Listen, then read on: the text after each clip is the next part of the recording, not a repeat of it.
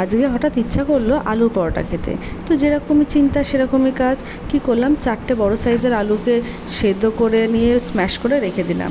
তারপর কড়াতে তেল দিয়ে বড় সাইজের একটা পেঁয়াজকে কুচি কুচি করে কেটে ভাজতে শুরু করলাম।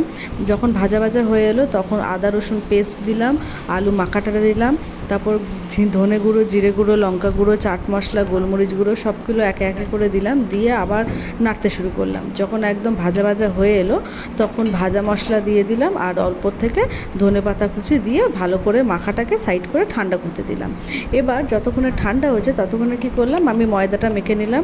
নুন আর তেল ময়াম দিয়ে ভালো করে মেখে নিয়ে একটা বড় সাইজের লেচি কেটে নিলাম।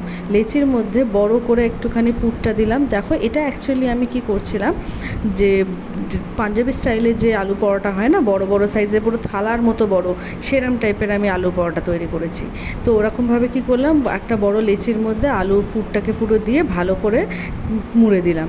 দেখো, 6-7টা মতো আমি লেচি করে নিয়েছি। এবার হালকা হাতে বেলতে হবে, কারণ বড় লেচি আর ভেতরে অনেকটা পুর আছে। তো দেখো, এরকম বড় টাইপের লেচিটা পরোটাটা তৈরি হলো। এবার আমি হালকা করে ভেজে নিচ্ছি। খুব বেশি তেল দিয়ে করিনি, হালকা তেলেই ভেজেছি। প্রথমটা একটু বেশি তেল দিতে লাগে, এই অবধি। তো দেখো, বড় বড় সাইজের একটা খেলেই পেট ভরে যাবার মতো। তা দেখো, আমাদের কথা বলতে বলতে মোটামুটি আলু পরোটা রেডি হয়ে গেছে। তোমরা এরমভাবে বানিয়ে খেও। Thank you.